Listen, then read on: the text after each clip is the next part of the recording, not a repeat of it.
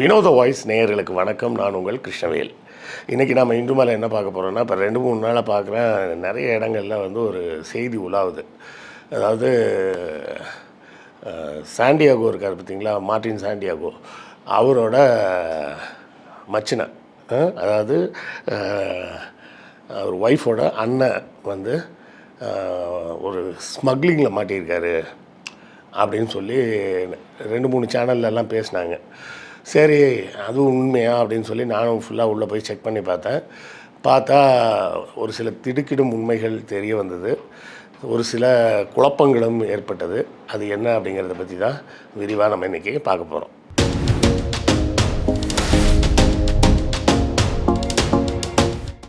யாரும் தெரியல, சில மூத்த பத்திரிகையாளர்கள் போல தான் தெரிகிறாங்க. அவங்க சொல்லும்போது சில செய்திகள்லாம் சொல்லியிருந்தாங்க. அதாவது விஜயோட ஆட்சிக்கு இது பெரிய இடைஞ்சலை கொடுக்கும், அதனால் ஆதவ அர்ஜுனா தன்னுடைய பதவியை ராஜினாமா செய்ய போகிறார், செய்துவிட்டு அவர் பின்புலத்திலிருந்து தான் இயங்குவார், இனிமேல் ஃப்ரண்ட்டில் வரமாட்டார் அப்படின்ற மாதிரி டெல்லியிலிருந்தே இதுக்கு கைடன்ஸ் கொடுத்ததாக சொல்கிறாங்க. அது சொல்கிறதுக்கு என்ன கேஸ் சொன்னாங்க அப்படின்னு பார்த்திங்கன்னா, ஒரு கேஸ் சொல்லியிருக்காங்க. அந்த கேஸ் படி பார்த்தோம்னா பல கோடி ரூபாய், அதாவது சுமார் 250 கோடி ரூபாய் அளவுக்கு போதைப் பொருட்கள் பிடிபட்டது அப்படின்றாங்க. அதாவது என்ன சொல்கிறாங்க, 99 கிலோ ஹஷீஷ், ஹஷீஷ்னா அப்படின்னு நினைக்கிறேன். அதே போல் 37.6 கிலோகிராம் ஐஸ் அப்படின்னு சொல்லக்கூடியது, ஐஸ்ன்னு சொல்லுவாங்க ஷார்ட்டாக, இல்லைனா மெத்தாம்ஃபெட்டமைன் அப்படின்னு சொல்லுவாங்கள்ல, அந்த பொருள். இது ரெண்டோட மதிப்பு வந்து சுமார் 250 கோடி ரூபாய். இந்த கடத்தலில் ஈடுபட்டவர் பெயர் ஜான் பிரிட்டோ. அந்த ஜான் பிரிட்டோ வேறு யாரும் இல்லை, லீமா ரோஸோட அண்ணன். சுமார் 56 வயது கிட்ட இருக்கணும் அவருக்கு அப்படின்னு சொல்கிறாங்க. சரின்னு தேடி பார்த்தோம்னா இன்னொரு கேஸ் வந்து வந்தது. அந்த கேஸ் பார்த்திங்கன்னா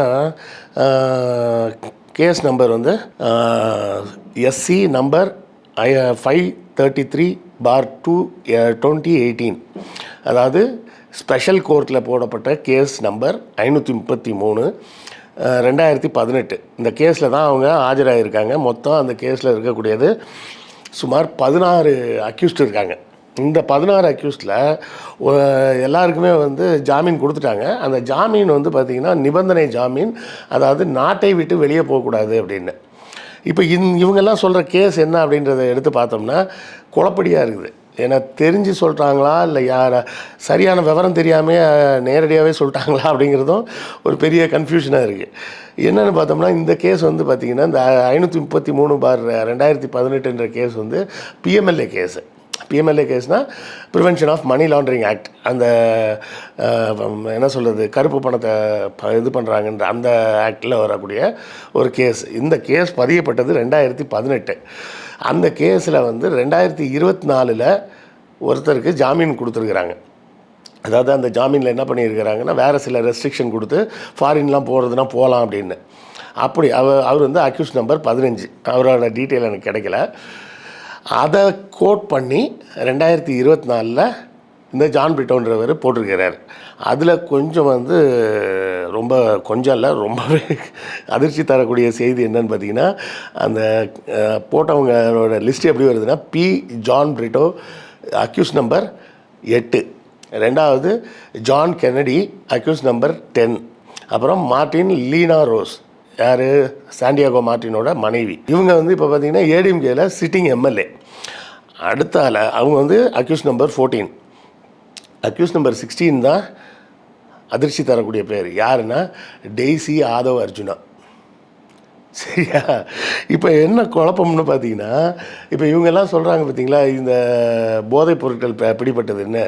அந்த போதைப் பொருட்கள் பிடிப்பட்ட கேஸில் சம்மந்தப்பட்ட நபரின் பெயர் ஜான் பிரிட்டோ.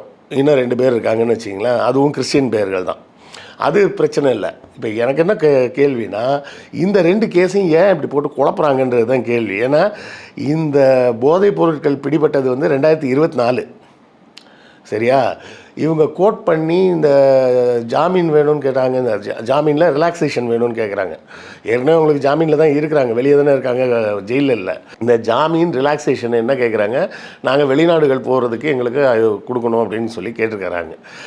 இந்த இடத்துலையும் ஜான் பிரிட்டோன்னு பேர் வருது, அந்த இடத்துலையும் ஜான் பிரிட்டோன்னு பேர் வருதுன்னொன்னே 2 பேரும் ஒரே ஆளுன்னு சொல்கிறாங்க. அந்த 2 பேரும் ஒரே ஆளான்றதுக்கு தகுந்த ஆதாரம் கிடையாது. அங்கே வந்து பேர் வந்து கிளியராக பி ஜான் பிரிட்டோன்னு இருக்குது. இங்கே வந்து வெறும் ஜான் பிரிட்டோன் தான் இருக்குது, பின்ற இனிஷியல் இல்லை. நம்பர் 1. நம்பர் 2, அந்த கேஸ் வந்து இப்போ இவங்க ஜாமீன் எக்ஸ்டென்ஷன் கேட்ட கேஸ் வந்து 2018 பதியப்பட்ட கேஸு. 2014 இடி ரைடு நடந்து 2016 சார்ஜ் ஷீட் ஃபைல் பண்ணப்பட்டு 2018 கேஸ் வந்து கேரளா ஹைகோர்ட்டுக்கு வந்திருக்குது. சரியா? அப்போ இப்படி ஒரு கண்டிஷன் இருக்கக்கூடிய நேரத்தில் இந்த ஜான் பிரிட்டோவும் அந்த ஜான் பிரிட்டோவும் ஒன்றுன்னு எதை வச்சு சொல்கிறாங்கன்னு தெரியல. ஏன்னா எனக்கு தெரிஞ்சு ரெண்டுமே வேறு ஜான் பிரிட்டோவை தான் இருக்கணும்.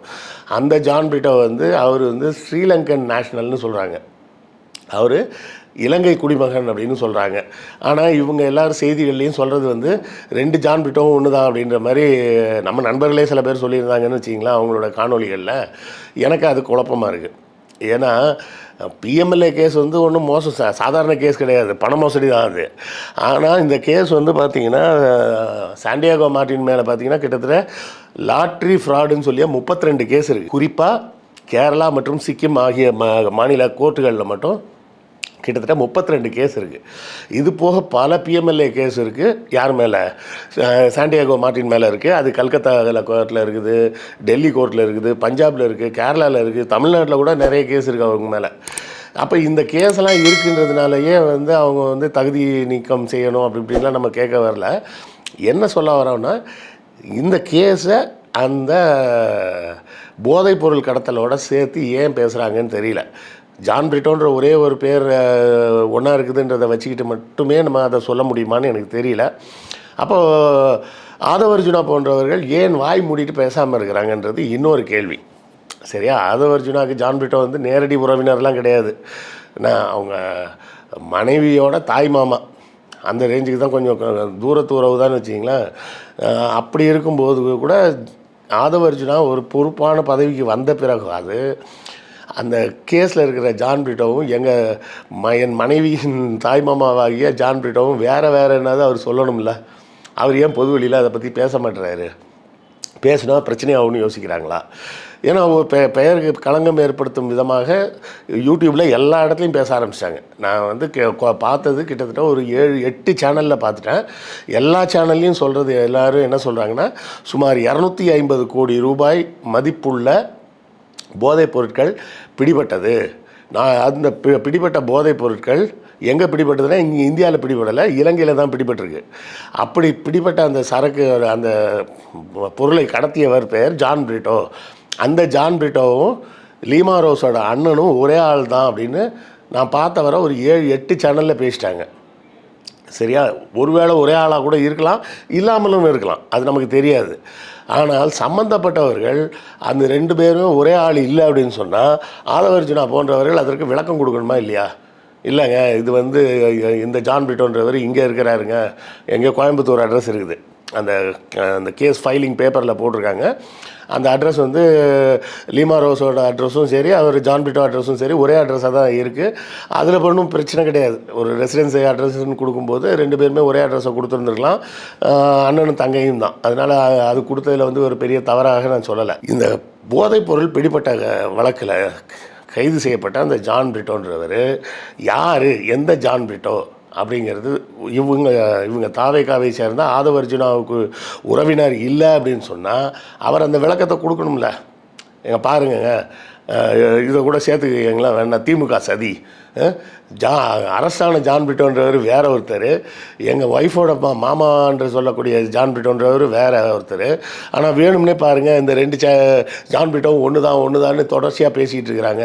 நாங்கள் லாட்ரி தானங்க விற்றுக்கிட்டு இருக்கிறோம், கடைசியில் பார்த்தா எங்கள் குடும்பம் போதைப்பொருள் கடத்தல் பண்ணுது அப்படின்னு சொல்லி நான் சம்மந்தப்பட்ட குடும்பம் போதைப்பொருள் கடத்துது அப்படின்னு பொதுவெளியில் இப்படி அவதூறு பரப்புகிறாங்க அப்படின்னு சொல்லி ஆதவர்ஜுனா வெளியே சொல்ல வேண்டியது தானே. ஆதவர்ஜுனா சொல்லலாம், அவர் தாவேகால அமைச்சராக இருக்கிறாரு. லீமாரோ சொல்லலாம், ஏடிஎம்கேல அவங்க எம்எல்ஏவாக இருக்காங்க. அப்போ முக்கியமான பொது பதவிகள்லேயும் பொறுப்புகள்லேயும் இருக்கக்கூடிய இவர்கள் தனது உறவினர் ஒருவர் போதைப்பொருள் கடத்தலில் கைதான ஒரு நபர் அப்படின்னு சொல்லி, அதுவும் 2 வருஷம் ஆச்சு, 2024. அப்படின்னு சொல்லி ஒரு செய்தி வந்து தொடர்ச்சியாக எல்லா சேனல்லையும் பேசுகிறாங்களே. அப்படி பேசும்போது இவங்க வந்து விளக்கம் கொடுக்கணுமா இல்லையா? விளக்கம் யாருமே கொடுக்கல. அப்போது இதுக்கு என்ன பதில்? அப்போ மௌனம் சம்மதத்துக்கு அடையாளமா? அப்போ இந்த 10க்கும் மேற்பட்ட சேனல்களில் வைக்கப்பட்ட குற்றச்சாட்டு, ஜான் பிரிட்டோ என்பவர் அவர் தான் இந்த மணி லாண்ட்ரிங் கேஸில் இருக்கிற அதே ஜான் பிரிட்டோ தான் இந்த போதைப்பொருள் கடத்தலில் ஈடுபட்ட ஜான் பிரிட்டோவும் இவரும் ஒன்று தான் அப்படின்றத இவர்களின் மௌனம் ஒத்துக்கொள்கிறதா அப்படின்றது ஒரு கேள்வி இருக்கா இல்லையா? நம்ம செய்யலை அப்படின்னு சொன்னப்போ என் பேரெலாம் எடுத்திங்கன்னா கிருஷ்ணவேல்ன்றது கொஞ்சம் ரேரான காம்பினேஷனில் உள்ள நேம். அதை நினச்சினாலும் ரொம்ப சின்ன வயசில் பெருமைப்பட்டுப்பேன். நமக்கு இருக்கிற பேர் நம்ம கிளாஸில் யாருக்குமே இல்லைடா, நம்ம படித்த எந்த ஸ்கூலில் யாருக்குமே இல்லை அப்படின்லாம் நினச்சிட்டு இருந்தேன். ஃபேஸ்புக்கில் வந்து பார்த்ததுக்கப்புறம் தான் தெரியுது ஊர்பட்ட கிருஷ்ணவேல் இருக்குது. ஏ கிருஷ்ணவேல், வி கிருஷ்ணவேல், சி கிருஷ்ணவேல் அப்படின்லாம் பல இனிஷியலில் நிறைய கிருஷ்ணவேல் இருக்காங்க. ஸோ பெயர் ஒரே பெயர் அப்படிங்கிறதுக்காகவே இந்த நபரும் அந்த நபரும் ஒன்று தானே நம்ம சொல்லலை. ஆனால் என்னோடய கேள்வி என்னென்னா, 2 பேரும் ஒரே நபர் இல்லை என்றால், முன்னாடினா பிரச்சனை இல்லை, நீங்கள் வந்து பொது வாழ்க்கையில் இல்லை, அதனால் உங்களை யாரும் கேள்வி கேட்க மாட்டாங்க. இப்போ ஆதவ அர்ஜுனா பொது வாழ்க்கைக்கு வந்து அமைச்சர் ஆகிட்டார். இவங்க லீமா ரோஸ் அதிமுக மூலமாக எம்எல்ஏவாக இருக்கிறாங்க, சட்டமன்ற உறுப்பினராக இருக்கிறாங்க. உங்கள் சொந்தக்காரர் ஒருவரை, அதுவும் லீமா ரோஸ்க்கு நேரடியான சொந்தம், அவர் தான் அண்ணன். அவங்க அந்த அண்ணன் பேரை சொல்லி அவர் போதைப்பொருள் கடத்தினார் அப்படின்னு இத்தனை சேனலில் பேசுகிறாங்க. அப்போது ஒரு அமைச்சர் என்ற முறையில் ஆதவ அர்ஜுனாவும், ஏன்னா அந்த பெயர் வந்து ஒரே பேருன்றது ஒரு காரணம் இருக்குன்றது மட்டும் இல்லை. இப்போது இந்த மணி லாண்ட்ரிங் கேஸில் டெய்ஸி அவங்க பேரும் இருக்குது, சரியா? அப்போ குடும்பத்தை சேர்ந்த 3 பேர் மேலே மணி லாண்ட்ரிங் கேஸ் இருக்குது. சாண்டியாகோ மார்ட்டின் மேலே ஏகப்பட்ட மணி லாண்ட்ரிங் கேஸ் இருக்குதுன்னு வச்சிங்களேன். கல்கத்தாவில் மட்டும் 6 கேஸ் இருக்குதான். மொத்தமாக ஏகப்பட்ட கேஸ் அவர் மேலே இருக்குது. அது விட்டுருங்க, அது ஒரு பெரிய நிறுவனம்னு இருந்தால் அந்த நிறுவனத்தின் மீது கேஸ் வரும், அது அவங்களோட லீகல் டீம் பார்த்துப்பாங்க, அது வேறு விஷயம். ஆனால் இந்த போதைப் பொருள் வழக்கு அப்படின்றத பற்றி, ஏன்னா இப்போ இந்த பிஎம்எல்ஏ எதுக்காக போட்டாங்க, அதோட பேக்ரவுண்ட் என்ன, எதுவும் நமக்கு தெரியாது. ஃப்யூச்சர் கேம்னு சொல்லிட்டு ஒரு கம்பெனி, அந்த கம்பெனியோட ஓனர் தான் சாண்டியாகோ. அவர் வந்து அது வந்து ஷெல்ஃப் கம்பெனியாக வச்சு நடத்துகிறாரு அப்படின்னு சொல்லி தான் மணி லாண்ட்ரிங் கேஸு. இப்போ இவங்க மேலே இருக்கிற மணி லாண்ட்ரிங் கேஸுக்கு இவங்க என்ன பதில் சொல்ல போகிறாங்கன்னு நான் கேட்கல. அது கோர்ட்டு பார்த்துக்கிட்டோம், இடி பார்த்துக்கிட்டோம், அந்த கோர்ட்டு என்ன ப்ரொசீடிங் போதோ அதுபடி போகட்டும். நம்மளோட கேள்வி என்னென்னா, பகிரங்கமாக பல ஊடகங்கள் இந்த குற்றச்சாட்டை வைக்கிறாங்க. குற்றச்சாட்டை வைப்பவர்கள் இன்னும் சாதாரண ஏதோ ஒரு யூடியூபர்லாம் கிடையாது, எல்லாருமே ஊடகத்துறையில் அனுபவம் வாய்ந்தவர்கள். அவர்கள் வைக்கக்கூடிய ஒரு குற்றச்சாட்டு, அதுவும் தெளிவாக ஒருத்தர் என்ன சொல்கிறாருன்னா, அது ஏதோ ஒரு சேனலில் பார்த்தேன், சேனல் பேர் ஞாபகம் இல்லை, அவர் தெளிவாக என்ன சொல்கிறாருன்னா, ஆதவ அர்ஜுனா பதவி விலக வேண்டும் அப்படின்னு டெல்லி மேலிடத்துலேருந்து உத்தரவு வந்திருக்கு. விஜய்க்கு நேரடியாக சொல்லப்பட்டது என்னென்னா, இந்த மாதிரி ஆட்களிடமிருந்து நீங்கள் விலகி இருங்க, அதுதான் உங்களுக்கு நல்லது அப்படின்ற மாதிரி விஜய்க்கு நேரடியாக டெல்லியிலிருந்து உத்தரவுகள் வந்திருக்கு அப்படின்னு பகிரங்கமாக நேரடியாக குற்றச்சாட்டு வைக்கிறாங்க. அந்த குற்றச்சாட்டுக்கு அந்த நபர், அந்த ஜான் பிரிட்டோவும் இந்த ஜான் பிரிட்டோவும் ஒன்றும் இல்லை அப்படின்னு சொன்னால், இவர்கள் அதை நிரூபிக்கணுமா வேண்டாமா? ஒருத்தர் உங்கள் மேலே ஒரு குற்றச்சாட்டு வைக்கிறாங்க, குற்றச்சாட்டு பொய்னா நீங்கள் பொய்ன்னு சொல்லி நிரூபிக்கணும். ஸோ இப்படியாக இந்த சம்பவத்தை எப்படி அமைச்சர் ஆதவ அர்ஜுனாவும் சட்டமன்ற உறுப்பினர் லீமா ரோஸும் எப்படி கையாளப் போகிறார்கள் அப்படிங்கிறது ஒரு முக்கியமான கேள்வியாக இருக்குது. இது குறித்து உங்கள் கருத்துக்கள் என்னன்றதை கமெண்ட்டில் சொல்லுங்கள், நானும் தெரிஞ்சுக்கிறேன். அடுத்த காணொளியில் சந்திப்போம். நன்றி, வணக்கம்.